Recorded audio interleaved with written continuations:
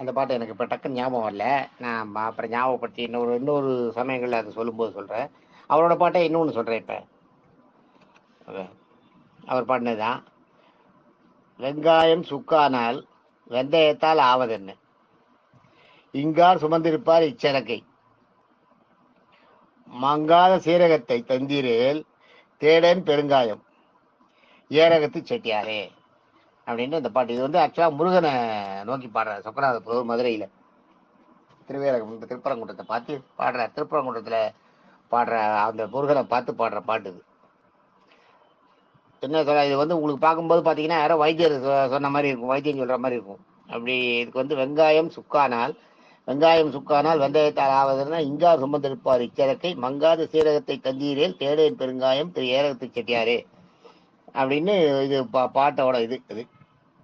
அது என்னன்னா வெங்காயம்ன்றது என்னன்னா, உங்களுக்கு இப்போ இந்த பாட்டை நீங்கள் கேட்டதில் என்னென்னா, ஒரு வைத்தியர் வந்து வெங்காயம் சுக்கு வெந்தயம் அதெல்லாம் போட்டு ஒரு இது சேர்ந்து கொடுக்குறார், பெருங்காயத்தை எல்லாம் கொடுத்து. அவர் யாராவது செட்டியார் வந்து மருந்து கடை வச்சுருந்து வியாபாரம் பண்ணுற மாதிரி இருக்கும் பார்த்தீங்கன்னா. வெங்காயம் சுக்கு வெந்தயம் சரக்கு சீரகம் பெருங்காயம் எல்லாம் வந்து செட்டியார் கடையில் போய் நீங்கள் கேட்குற மாதிரி மருந்து வாங்குற மாதிரி இருக்கும். அதை கேட்கும்போது, அந்த பாட்டை கேட்கும்போது செட்டியார் மருந்து கடையில் வச்சுக்க மருந்து பேர்லாம் வரும். ஆனால் இதனோட அர்த்தம் என்னென்னா, வெங்காயம்னா இந்த வெம்மை பொருந்திய காயம். வெம்மைன்றது வந்து என்னென்னா உங்களுக்கு துன்பத்தை தரக்கூடிய காயம்னு எடுத்துக்கணும். வெம்மை பொருந்திய காயம். வெங்காயன்றது வந்து வெம்மை பொருந்திய காயம், துன்பத்தை தரக்கூடிய காயம். இது இந்த துன்பத்தை தரக்கூடிய காயம்ன்றது வந்து ஒன்று. இன்னொன்று வெறுங்காயம்னு கூட சொல்லலாம். இது வெங்காயம்ன்றது வெறுங்காயம். இந்த காயம் வந்து எதுக்கும் உபயோகம் இல்லை. நம்ம இறந்துட்டோம்னா இந்த மனுஷன் ஒன்று தெரிஞ்சுங்க, எந்த பிராணியும் எந்த ஜீவராசிகளும் இறந்த அப்புறம் இன்னொரு ஜீவனுக்கு இரையாகும். ஒரு மான் பார்த்தீங்கன்னா செத்த அப்புறம் புலிக்கு இரையாகும் இல்லையா? ஒரு பூச்சி புழு செத்து போச்சுன்னா எறும்புக்கு இரையாகும். எறும்பு செத்துதுன்னா பாம்பு பல்லி தவளை அதுக்கு இரையாகும். செத்தாலோ உயிரோடு இருந்தாலோ அதனுடைய உடல் பகுதியை சொல்றேன். அது மாதிரி எந்த ஜீவன் எடுத்தீங்கன்னா, ஒரு மாடு இறந்ததுன்னா அந்த மாடு வந்து மனுஷனே அறுத்து தின்றான். மாடு ஆடு கோழி எல்லாம் இறந்ததுன்னா மனுஷனுக்கு இரையாகும். வேற இந்த வைல்டு அனிமல்ஸுக்கெல்லாம் காட்டு விலங்குகளுக்கெல்லாம் கூட அது இறையா போகும். அதனுடைய உடல் வந்து வீணா போறது இல்லை. அதனுடைய சதைப்பகுதி வந்து இறந்த பிறகும் சதைப்பகுதி ஒரு ஜீவனுக்கு இரையாகி உபயோகப்படுறதுன்றது வந்து பிராணிகள்கிட்ட இருக்கு. ஆனா மனுஷன்கிட்ட இருக்கா? மனுஷன் செத்த அப்புறம் அந்த சதை எதுக்காவது உதவுமா? எதுக்குமே உதவாது. ஒரு நாள் வச்சிருந்தீங்கன்னா நாத்தாடிக்க ஆரம்பிச்சிடும். அதுக்கப்புறம் நீங்க வச்சிருந்தீங்கன்னா கிருமி வியாதி தான் உங்களுக்கு வந்து நோயை வேணா கொடுக்கும். செத்த போனோம் மற்றனுக்கு இன்னொரு இதுக்கு உணவாகவோ வேற இதுக்கு பிரயோஜனமாவோ போகாது, நோயை கொடுக்கும், தீங்க தான் கொடுக்கும் உங்களுக்கு. அதை தான் வெங்காயன்றாரு. வெறும் காயம், இது எதுக்கும் உபயோகப்படாத காயம். ரெண்டாவது சூடு, ஒரு நெருப்பை கொடுக்கக்கூடிய துன்பத்தை கொடுக்கக்கூடிய காயம் இது வெங்காயம். சுக்கானால்னா இஞ்சி தான் சுக்கா செய்யறாங்க, தெரியும் இல்லையா உங்களுக்கு? இஞ்சி வந்து நல்ல ஈரத்தோட இருக்கும். இஞ்சியை நல்லா காய வச்சுதான் சுக்கு. அந்த மாதிரி காய வச்சு வயசாக உங்களுக்கு உடம்பு சுருங்கி வந்துடணுமா. இங்க வெங்காயம் இந்த உடம்பு புதன்னு எல்லாம் இல்லாம அப்படியே சுக்கு மாதிரி சுருங்கி வத்தி போச்சுன்னா, வத்தின மாதிரி ஆச்சுன்னா வெந்தயத்தால் ஆவதுன்னு. வெந்தயம்ன்றது இந்த இடத்துல வெந்தயம் மாதிரி மருந்து பொருட்கள்.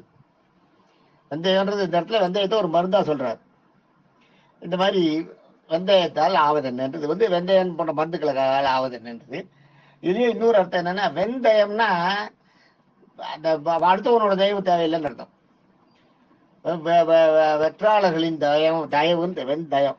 மற்றவங்க கிட்ட வந்து தயவு விரும்ப போய் ஒருத்தர்கிட்ட ஒரு தயவு கேட்டு, வேற்று மனுஷன் வெந்தயன்றது வேற்று மனுஷன்கிட்ட போய் ஒரு தயவு, எனக்கு கொஞ்சம் ஹெல்ப் பண்ண, எனக்கு இது பண்ணிக்கூட அதை பண்ணிக்கூடாது தேவை. ஏன்னா உங்க உடம்பு சுக்குமாரி ஆயிடுது இல்லையா, சுருங்கி போகுது இல்லையா.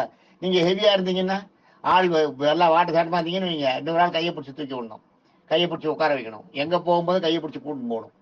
ஒல்லியா இருந்தாங்கன்னா அந்த பிரச்சனை இருக்காது. பெரும்பாலும் ஒல்லியா இருக்கிறவங்க அவங்களே அவங்க காரியங்களை செஞ்சுப்பாங்க. அதான் அடுத்தவர்கள் தயவு இல்லாத என்னால அடுத்தவங்க தயவு செஞ்சு என்ன ஆக போறது, அடுத்தவங்க தயவுக்கு தேவையில்லை அப்படின்றது அர்த்தம் இந்த இடத்துல. இன்னொரு அர்த்தம் வந்து வெந்தயம் போன்ற மருந்து பொருட்களால இந்த உடம்புக்கு என்ன ஆக போறது, ஒன்று மருந்து பொருட்கள் தேவைப்படாதுன்னு அர்த்தம். அடுத்தது வந்து இங்கார் சுமந்திருப்பார் இச்சரக்கை. இச்சரக்குன்றது தன்னுடைய உடலை சொல்றாரு. அவர் கஷ்டப்படுறவர் தன்னுடைய உடலை வெறுக்கிறார் இந்த பாட்டுல. தன்னுடைய உடலை வந்து வெறுக்கிறார். தன்னுடைய பிறவியையே வெறுக்கிறார். எனக்கு இந்த பிறவியே வேண்டான்றதுதான். அதுதான் அவரோட இது வந்து அதான். இங்கார் சுமந்திருப்பார் இச்சரக்கை. இந்த பூலோகத்துல இந்த உடம்பு சுமந்துட்டு 1008 வியாதியை அனுபவிச்சுட்டு மனசு கஷ்டப்பட்டு 1000 பேர் சொல்றதெல்லாம் கேள்விப்பட்டு கேட்டுட்டு பார்த்துட்டு சொல்லிண்டு செஞ்சுட்டு இந்த யார் இந்த உடல் அந்த ஜீவாத்மாவுக்குரிய பூத உடல் எடுத்து படுற இன்னல்கள், இந்த மாய உலகில் மாட்டி படுற இன்னல்கள்லாம் யார் படுறது? இங்கா சுமந்திருப்பார். அதை வந்து இந்த உயிர் இந்த உடம்புல இருக்கிறது வந்து ஒரு சுமைன்ற, அதுதான் நம்ம புரிஞ்சு. இந்த உயிர் உடம்புல இருக்கிறது ஒரு சுமை. இந்த சுமையை சுமக்க முடியல என்னாலன்றார். அதுதான் இங்கா சுமந்திருப்பார் இச்சரக்கை மங்காத சீரகத்தை தந்தீரே. மங்காதன்னா அதாவது என்னைக்குமே அழியாத, மங்காதன்னா ஒளி குறையாத, அழிவில்லாத அப்படின்னு அது மங்காத சீரகம். சீரகம்ன்றது சீரகம் மருந்து இல்லை, சீரகம். சீரகம்ன்றது மோட்சம். அது சொல்றாரு அவர். சீரகம், சீரகம்ன்றது மோட்சம், மறுபிறவி இல்லாத ஒரு இடம், அதுதான் சீரகம். சீர்னா சிறந்த, அகம்னா வீடு. சிறந்த அகம்ன்றது பெருவீடுன்றார். சிறு வீடுன்றது நம்ம இங்க இருக்குது, பெருவீடுன்றது பேருலகத்து கிடையாது. சீரகத்தை தந்தீர கொடுத்துட்டீங்கன்னா தேடேன்னு பெருங்காயம். மறுபடியும் எனக்கு பிறவி இல்லாத போயிடும். எனக்கு எதுக்கு இந்த பிறவி? இந்த பிறவியே இல்லாத போயிடும். நீங்க அதை கொடுத்துட்டீங்கன்னா அதுக்கப்புறம் இந்த மானிட பிறவி இந்த மாயையில எல்லாம் மாட்டிக்க வேண்டிய அவசியமே இல்லை. அதுதான் சொல்றேன். சீரகத்தை தந்தீரில் தேடேன்னு பெருங்காயம். அதுக்கப்புறம் எனக்கு வந்து இந்த காயத்தை நான் உடம்பு எடுத்துட்டு இதை எப்படி போக்குறதுன்னு நான் வந்து அவசரப்பட்டு அதுக்கு வழியை தேடிட்டுக்கெல்லாம் வேண்டியில்லை. தேடேன் பெருங்காயம். ஏரகத்து செட்டியாரே. திரியரகன்றது திருப்பரங்குன்றத்தில் இருக்கிற முருகனை கும்பிடுறார். முருகனை சொல்றாரு இவர். முருகன் கிட்ட ஏரகத்து செட்டியார்ன்றது வந்து அதான் அந்த ஏரகத்துக்கு சொந்தக்காரரேன்னு அர்த்தம். அந்த ஏரகத்து செட்டியாருன்னு ஏரகத்து செட்டியார்ன்றது முருகனை சொல்றார். ஏரகத்துக்கு ஏரக கடவுளே, திருவேரக கடவுளே, எனக்கு வந்து பிறவா நிலையை கொடு. இந்த பூத உடலை நான் வெறுக்கிறேன், இந்த உடலை எடுத்துட்டு எனக்கு வந்து பிறவா நிலையை கொடு, மோட்சத்தை கொடுன்னு கேட்குறாரு. என்ன அழகான ஒரு பாட்டு பாருங்க. இது சொக்கநாதபுரம் ஒரு பாட்டு தான் இது. நான் அந்த பாட்டு எனக்கு நான் கொஞ்சம் ஞாபகப்படுத்தி பார்த்தேன். வருது, ஒவ்வொரு வரி 2 வரி வருது. ஆனால் அது அப்படி சரியா இருக்காது.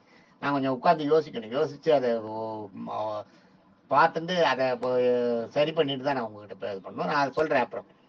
அது தெரியும் எனக்கு, இப்பயும் தெரியுது. எனக்கு அந்த பாட்டு தெரியாம இல்லை, தெரியுது. பட் எனக்கு வந்து முழுசா ஒரு ஒரு சொல்ற அளவுக்கு என்னால ரீகெயின் பண்ண முடியல. சொல்ற அளவுக்கு ரீகெயின் பண்ணா நான் எழுதணும். எனக்கு பொதுவாகவே எப்பயும் படிதான் என்னோட ஒரு பழக்கம். எழுதினா என்னால வந்து எதையும் சொல்ல முடியும். எழுதினேன்னா சொல்லிடுவேன். எழுதாத அப்படியே பாக்குறதுன்னா என்னால அது எழுதாத சொல்றதுன்றது சரியா. பேப்பர்ல எழுதினேன்னு வைங்க, அப்படியே கடகடன்னு வந்துடும் அந்த இது. அது மாதிரி நான் ஒரு தடவை பேப்பர்ல உட்காந்து எழுதினேன்னா வந்துடும். அதுக்கப்புறம் நான் உங்களுக்கு அதுக்கு என்ன அர்த்தம்ன்றதெல்லாம் சொல்றேன். Okay, thank you.